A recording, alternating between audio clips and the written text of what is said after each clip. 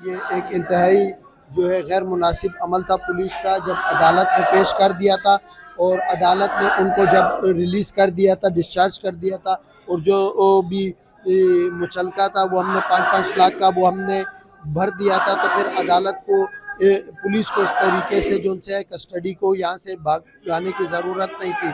अब जब हम उनसे कह रहे हैं कि भाई आप ये इसको जो उनसे पेश करें कोर्ट में, तो वो ये कह रहे हैं कि भाई ये इलीगल एडर है और इसलिए इस आर्डर के खिलाफ हम अपील में जाएंगे। और इस अपील के लिए उसके लिए वो रिटर्न में मेरा ख्याल है शायद कोर्ट में कोई एप्लीकेशन दे रही है। तो मेरे ख्याल से हम इस सारे एक्ट की पुरजोर मजम्मत करते हैं।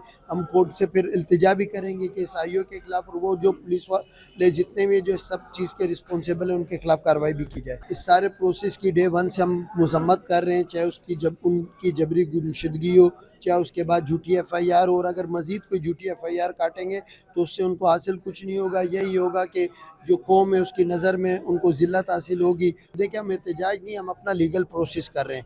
हम यहाँ लीगली आए थे, उन्होंने कोर्ट में ले आए तो हम कोर्ट में आए थे। तो अभी SP से बात हुई है, उसमें SP ने यह कहा है कि भाई हमारे लीगल जो एक्सपर्ट्स हैं उन्होंने हमें बताया है कि ये कोर्ट ने आर्डर गलत किया है और हम इसलिए कोर्ट ऊपर इसका रिव्यू दाखिल करेंगे। मेरी नज़र में ये है कि अब जब हम लीगली कोर्ट में आ चुके हैं तो हम उसको लीगली कंटेस्ट करेंगे। बाकी जो भी दोस्तों का लाएअमल होगा, डेफिनेटली कराची बार एसोसिएशन का एक अलग लाएअमल होता है, वो एक पार्टी है, उन दोस्तों का एक अलग है।